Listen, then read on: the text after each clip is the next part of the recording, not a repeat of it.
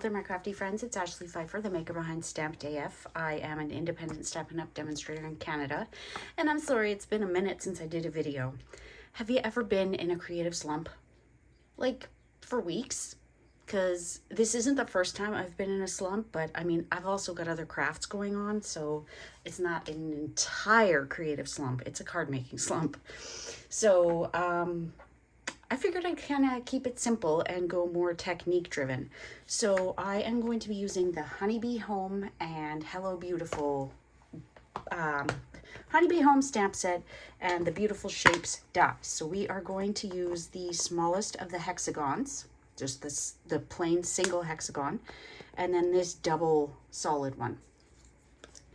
So all I did was I took a scrap of vellum and I die cut the smallest one and then the two solid ones and made myself a little stencil. So I thought I would use window sheet to create my little stencil. Didn't work. The die would not go through the window sheet, and it could be because I have a self-healing mat on my die cutting machine. If it had like a hard platform, maybe it would have worked, but vellum will suffice. So I am using Bumblebee because, I mean, we're using bees. And at the time of this video, these in colors are going away. The 2022 in colors are going away. So retiring. Bumblebee, Cinnamon Cider, I so want to cry, Just Jade, Magenta Madness, and Misty Moonlight. So if you need the ink pads, the re-inkers, the Stampin' Blends, the Stampin' Right markers, you need to get them now.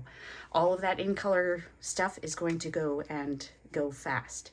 So all I did was I took my blending brush with a little bit of Bumblebee ink, and you're just going to line this up. And I'm just using a scrap of paper because I actually have my background ready over here. But with a light hand, you're just going to go over it. Now, a couple things I learned as I was doing this. One, you want a bigger scrap of paper because this doesn't give you a whole lot of wiggle room along the sides. So I had to be kind of careful. My fingers got a little yellow. Well, this one did for sure. Now, the beauty of the vellum is that you can see where that other hexagon is, so you can line it up. Another nice thing to do is to kind of have different opacities. So you might have one that's really dark and one that's really light, and it kind of tapers as you go. So we're going to do one more over here. And then when you've got your solid image, you can come in with these little ones. Now, not much of a border here. So if you only want that one, you're going to want to come off the side with the other. Hope that makes sense. But you can just come in and do some little ones, some big ones. You can do different colors. You can fill in your whole little panel. But like I said, I went ahead and I created my background. So I didn't actually mean for it to be symmetrical, but it just kind of happened. So 2, 4, 6, 8. Who do we appreciate? And then a couple of very light small ones around the edge. And then I took my Daffodil Delight Dark Stampin' Blend, C, D for dark, and I added some spritz, and then I did the same with my light and dark basic black. And then I'm like, whoa, my basic black kind of messed things up. So you choose, do you want it grungy like this or do you want it clean like this?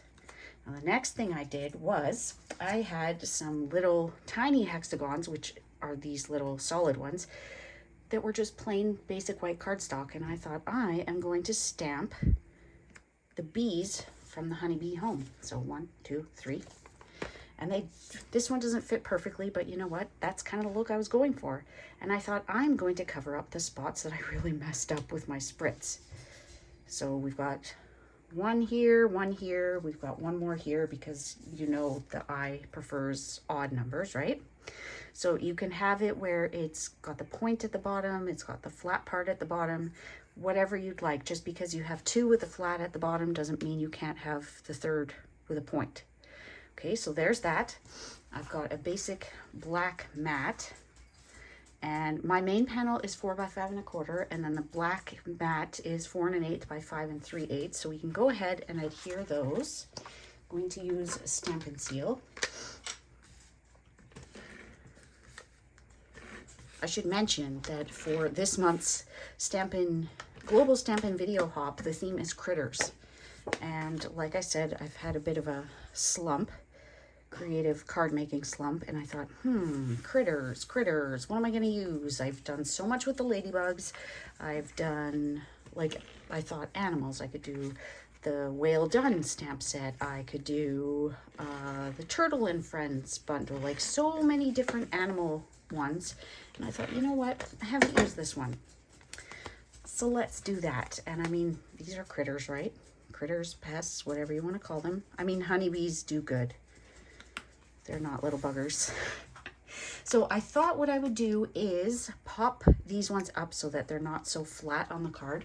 So Stampin' Dimensionals are the same hex shape. That doesn't mean they have to be put on that way. Now you could come around your edge and just do a little bit of a darker stroke with the Pool Party,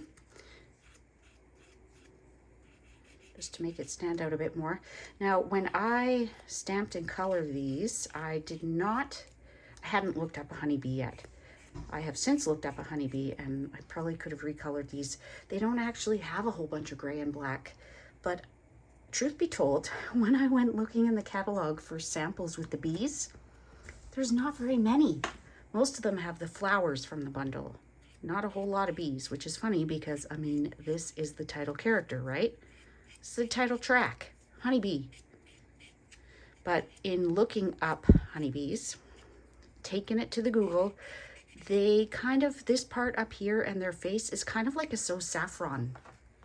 It's not gray and black, and I thought, you know, I could do black before I Googled it, but it's going to blow out that face completely, and you're not going to be able to see the little bumblebee. But if you want your bees to be a little more realistic, I would go with So Saffron for the face and the little torso portion. Sometimes when you want a little more realism, it is good to go to Google or to images and see what they actually look like and do your take on that. But I did not. And I wanted to get this video done so that you could see it instead of it being perfect. Because sometimes done is better than perfect, right? Now this one, I have got my version of a little Tammy bow that I'm going to put up there, so I don't want to have this guy buried. So if I put him up here, he's going to get in the way. If I put him here, that's probably just about right. And then it covers up some of that black stuff, right? Now I want to put a black hex right there so that this stands out a little bit more. Doesn't that make it pop? And I also thought, I feel like a chatterbox. It's probably because I am. I'll put one down here. I don't know what it was. I just liked the look of it. And it's my card, so I can do what I want. I am not going to pop that part up. I am just going to use some liquid glue. It feels like I have not made a card in forever. On the day that I am recording this, the last chance list just went live. So lots of good things are leaving us. Some at a discount, some not. And the list is always so very confusing. And part of that reason is because the bundled prices go away, but the singular items stay. It's so confusing. So if there is a bundle from the current annual catalog that you want to get your hands on, you should do that. Like, for example, the Beauty of Friendship, not the Beauty of the Friendship. It's like the Facebook. Get your hands on that bundle before it's no longer a bundled price, because some of the most beautiful bundles we have are expensive. So save that 10% on them. And if you get them by the end of March 2022, you can save additionally because some of the dies are on sale that coordinate with the mini Stampin' Cut and Emboss machine.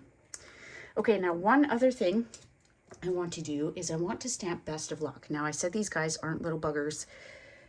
They're honeybees. They don't bite. They're not wasps. But I thought Best of Luck would be a good little sentiment here. This is part of that stamp set. Now the other thing, since I already have this bundle out, I'm going to stick with the Best of Luck. Kind of A little cheeky. Like, best of luck at not getting stung. Could be darker, but I kind of like that it's like not in your face. Now, if you get an image like this and you're not happy with how it's stamped, and I mean, we can't go back. We can't go to the Stamparatus and re-stamp it. So if you have something like that happen to the black Stampin' Right or some kind of fine marker, and just go over it. I'm gonna do that quickly because while I like that subtle look, this is just a little too subtle. Now it is really testing my stability.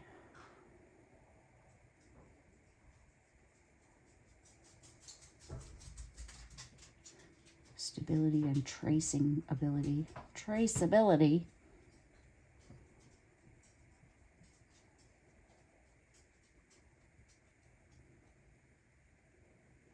There we go. Not perfect, but it'll do, right? And if you want, put some gems on there. Okay, so I've got some of the black hexagons. Could put a couple on there, or I am going to go with these little yellow ones.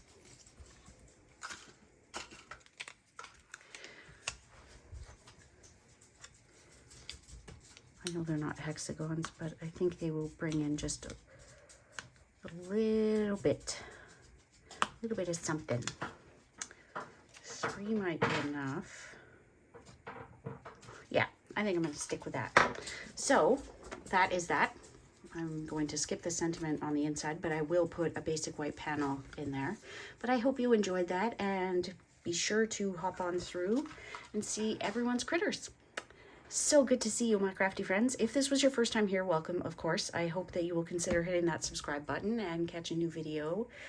Usually I say each and every week, but I have not been holding to that. So catch a new video every now and then.